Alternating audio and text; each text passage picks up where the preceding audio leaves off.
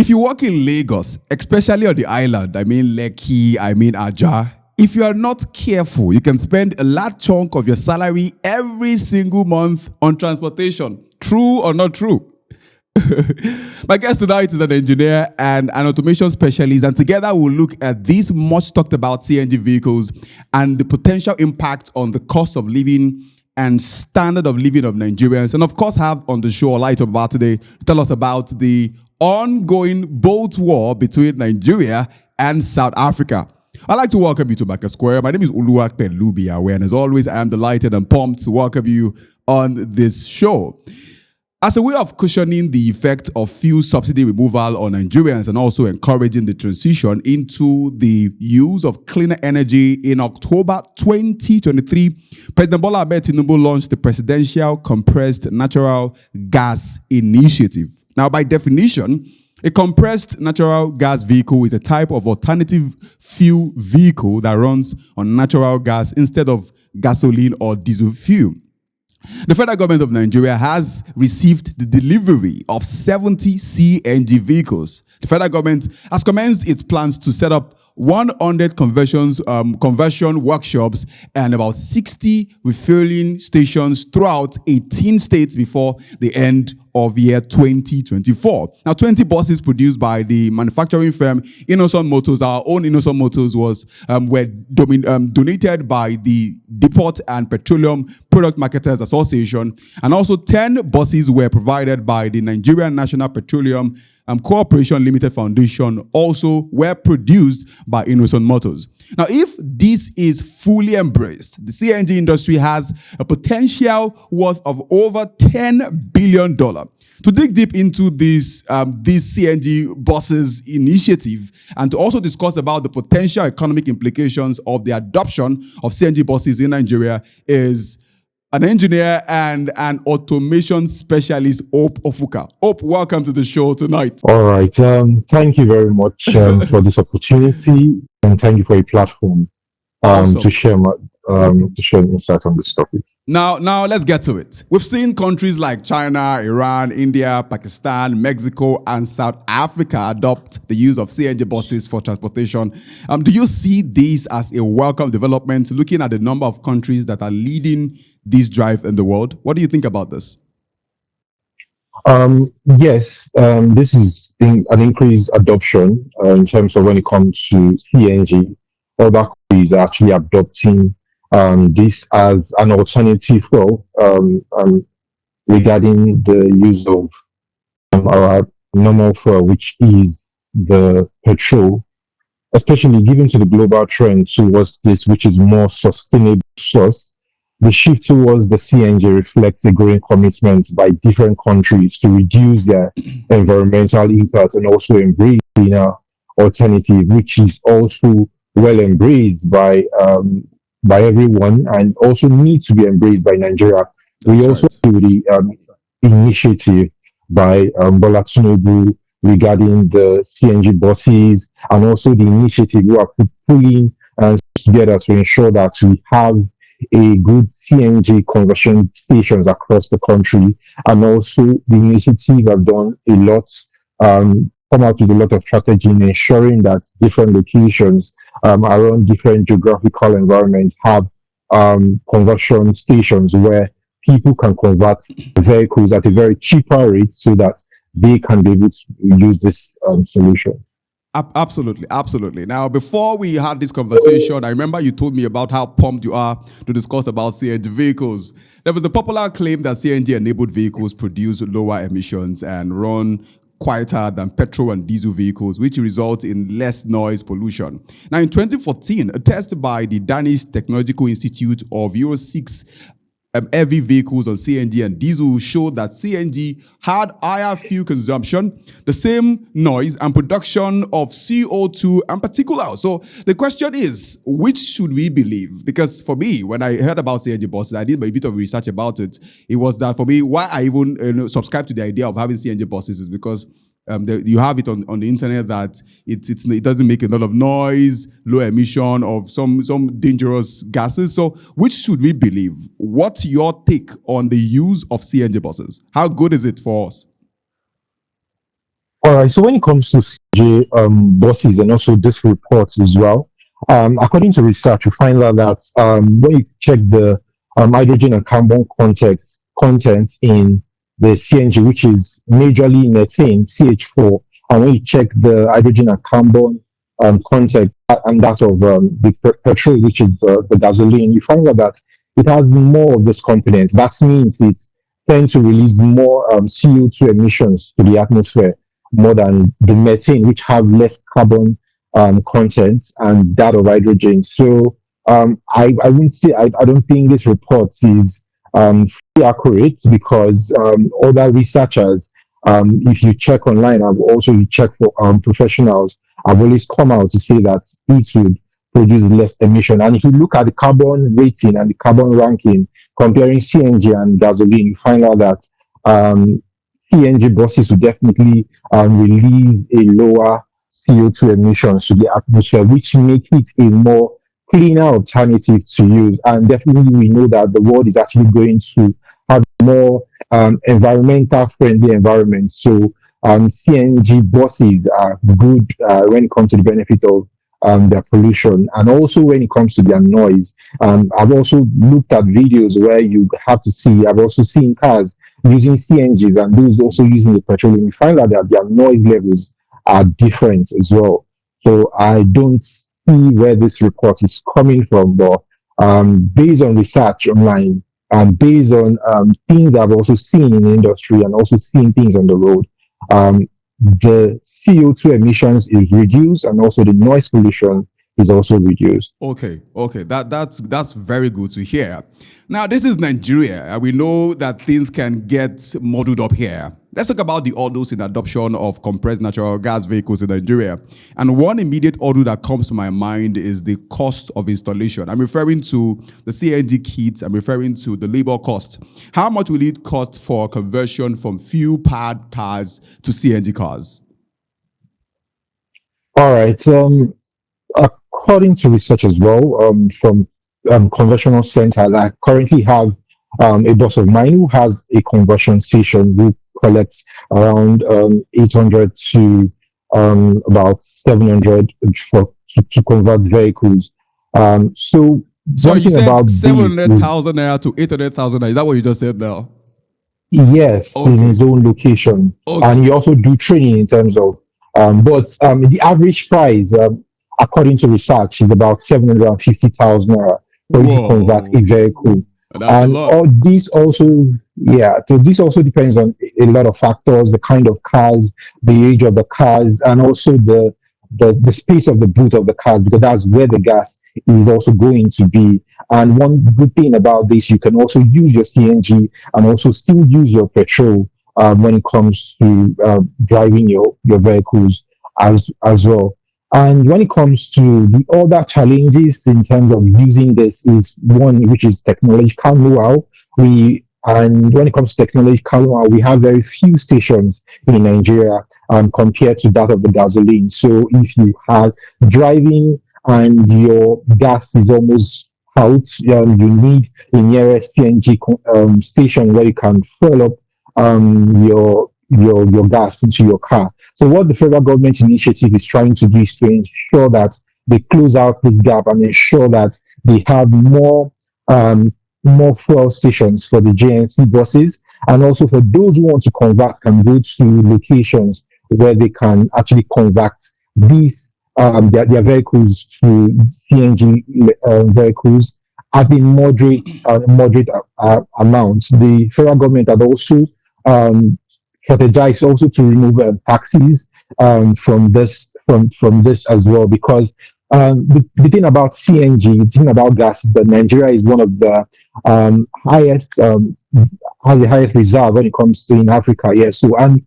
we have not yet utilized what we currently have. So what the federal government is trying to do is trying to ensure that we utilize what we have, because we don't need to pay any forest rate. We don't need to um, export this product out of the country for us to refine. We can do all that here. And when it comes to us utilizing the amount of gas we have it in abundance. We just need to refine this gas and ensure it's fit for use. And once we do that and we put this in different channels, we have different conversion points, people can be able to utilize this. And one strategy the federal government has also brought, which is a very nice initiative, yes, because of the installation costs, federal government has also said, okay, since some people don't have the amount to do this, okay, let's bring this initiative for commercial vehicles, and that's why we have the buses. So most of the mass buses that was released out for commercial use were also initiative from the federal government to ensure that people are able to commute from one region to another region and pay less amount of money and also contribute to the environment as well.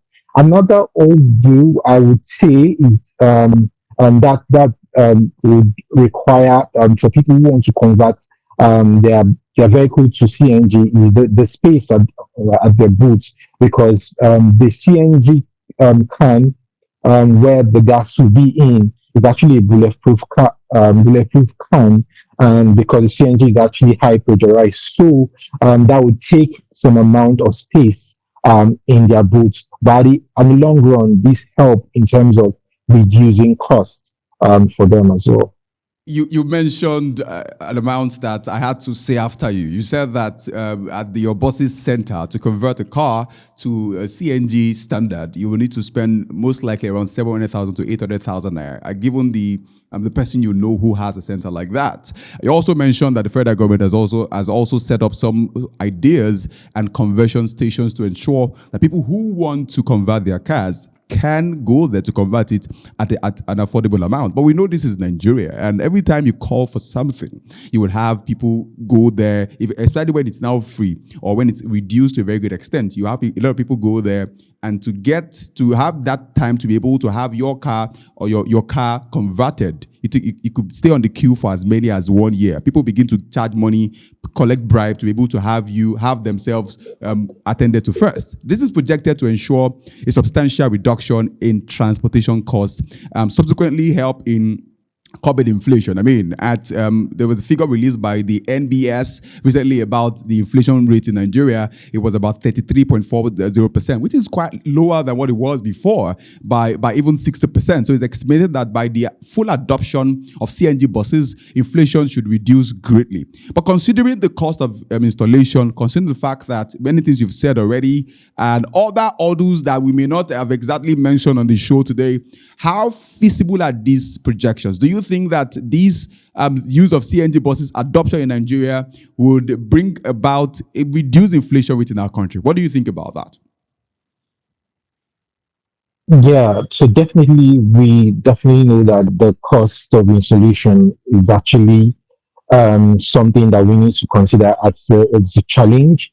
And when it comes to when it comes to reducing inflation, because we have the gas as we have it as our natural resources, so this will also help to hold forest reserve in terms of we don't need to export this, or we don't need to import this. We already have it here in Nigeria, and we have it in abundantly. So it will save us less cost in terms of producing this gas. And currently, when you compare the amount of money you spend on CNG and that of gas, you find out that you spend about 315 naira compared to what you spend for a liter of fuel, which is a huge reduction in terms of pricing. So when a lot of people start to make use of the CNG vehicles, that would help to reduce costs. But in terms of the inflation, if we have wide use of the commercial vehicles, in terms of because for people in the community, if this is put in terms of wide use of for buses, this would help to reduce costs for people who commute from one location to another.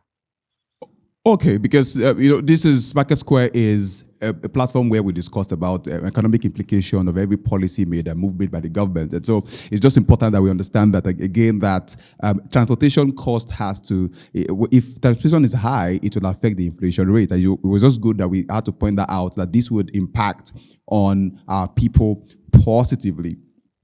Now, let's talk about the possibilities we should expect from this newly penetrating industry. This one we are penetrating at the moment, and also talk about the impact this will have on local manufacturers. Do you think that this would improve our standards some more and help in ensuring that we have more people going into that space? What do you think about that? Yes.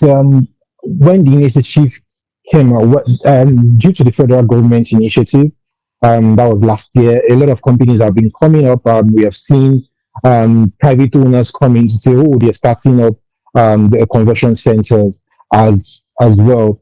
This is definitely going to bring a lot of adoption of CNG vehicles. That's right. And definitely going to bring a lot of impact in the communities. Then for local manufacturer, the CNG vehicles present a lot of opportunities for them. One hand, it opens a new market and also a potential growth of in the production of CNG compatible vehicles. Sure. And also component, because most of those vehicles we have here, they're not designed right from the manufacturer to operate on CNG. So this would help to improve, create a potential growth for production of CNG compatible vehicles. And on the other hand, manufacturers also need to invest on new technology to adapt this production process so that we can have a more widespread of this in the industry. And this would help to ensure that the market is more innovative and also more competitive.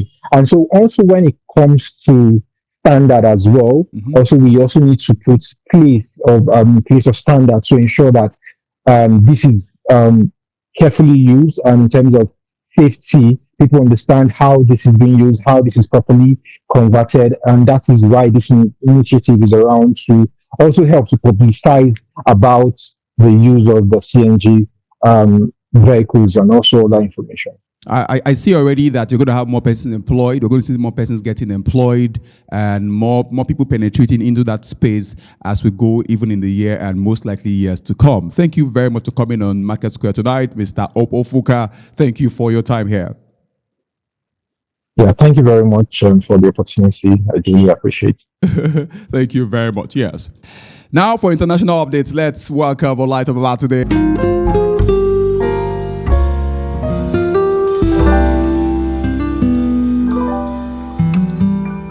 So let's start with both war between Nigeria and South Africa. So we can also relate this war to the recent issue that happened between South Africans and Nigeria when a Nigerian contested as a South African pageant. But then on today's episode, we're talking about the rivalry that began as a playful prank between South Africans and Nigeria, ordering boat rides in Nigeria and then cancelling them once the driver arrived. That's really not something to joke about, because at this point we're putting someone's daily earning at stake.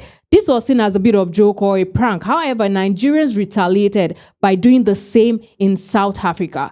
The war has continued as a digital background, which users from both countries sharing screenshots and videos of their victories on social media.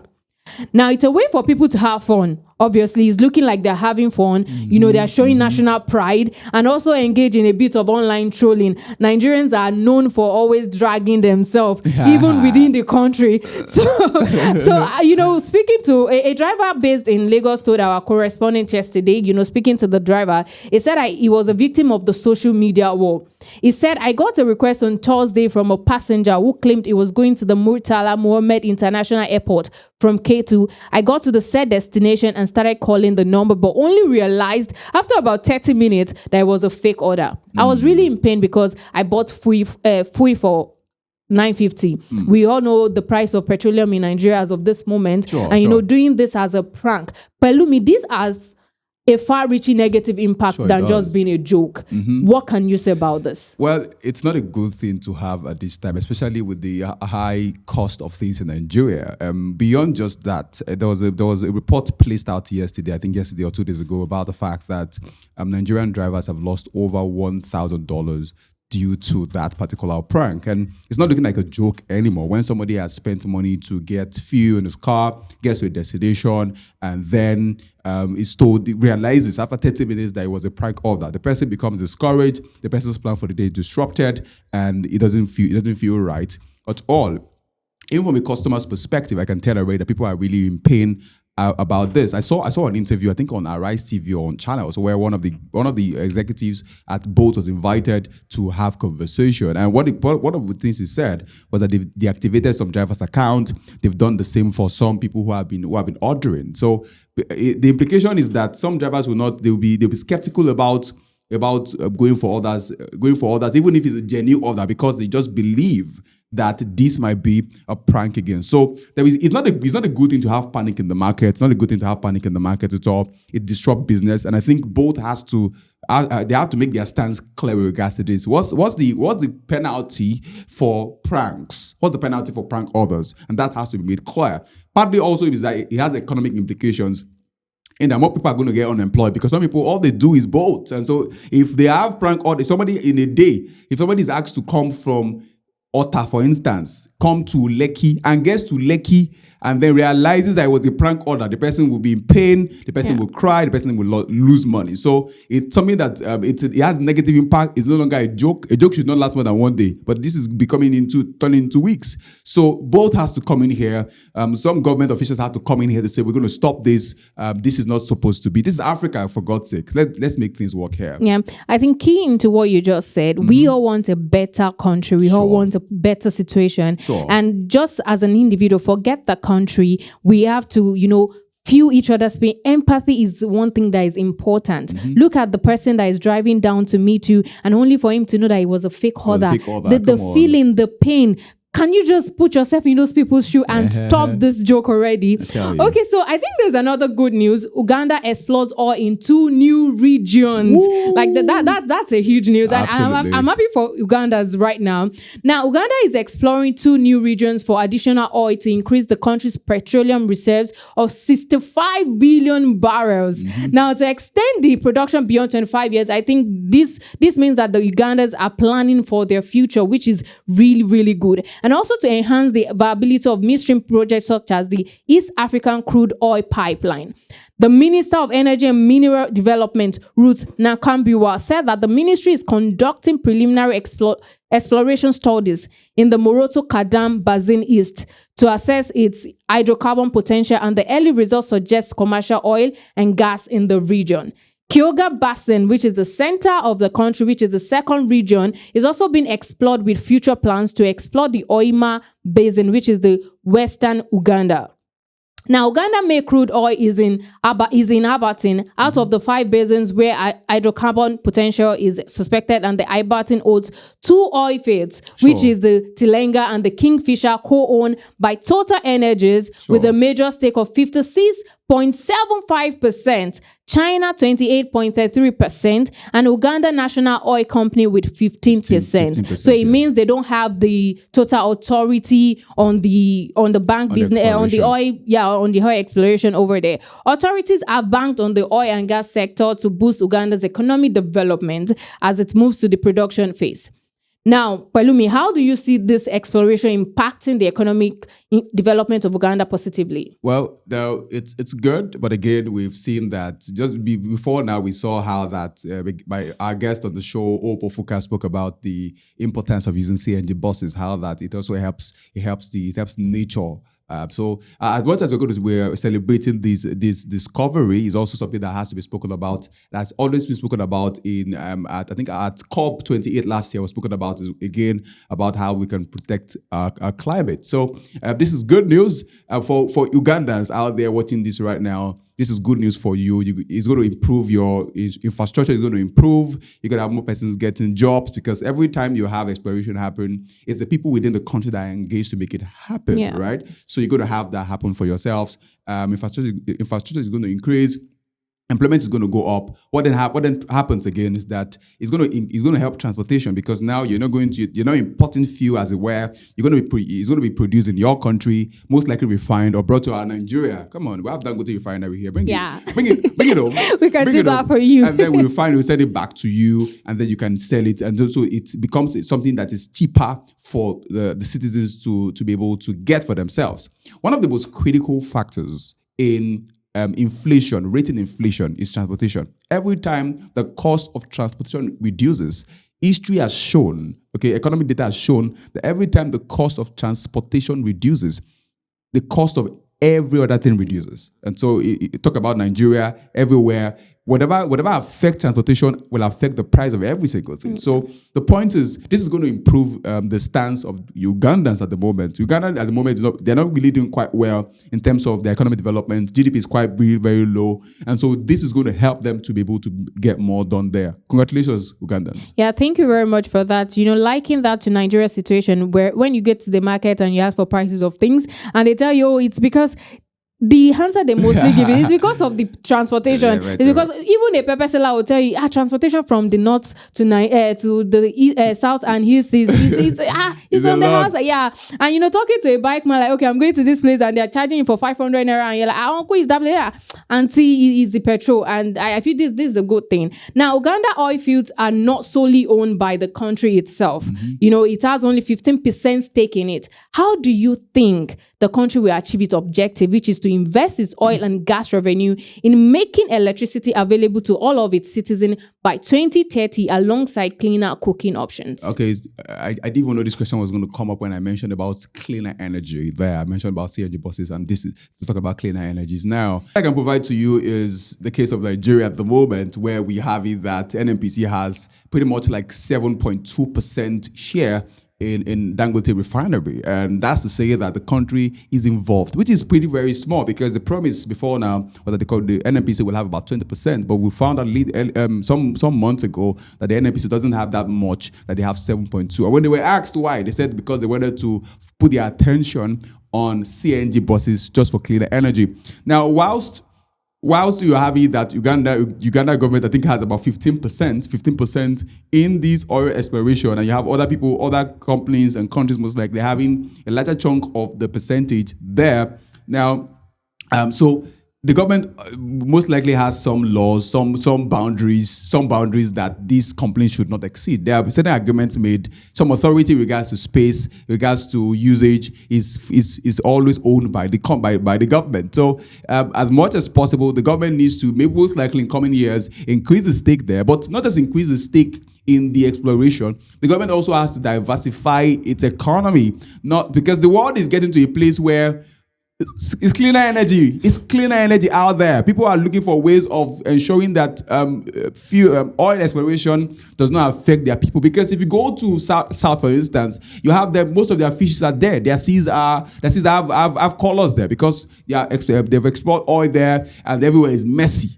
All right, and that's why government has to pay them money so that they can live, because the government is taking from that place to be able to feed the nation. So the point is, this will bring about development, no doubt. But again, the government has to look beyond this. You don't over-jubilate about the exploration of oil in your country. You need to diversify. Let's talk about cleaner energy. Let's talk about cleaner power supply. Let's talk about solar usage. Yeah, that's where the world is going to. So Uganda will progress. They will make some impact. It's going to affect their infrastructure, improve the things there. But again, the government also has to look towards cleaner energy sources going forward. All right. Thank you very much, Pelumi. And thank you for joining us on today's episode, and trust you got value from all the content that we pushed out there today. Thank you very much for joining. Again, do out follow us on all our social media platforms, on Facebook, on Instagram, on TikTok, on LinkedIn, and every platform possible. But before we even go, I want to thank you so much for watching our video, Dangote Lifeline. Whoa, what a view. What a view we had there.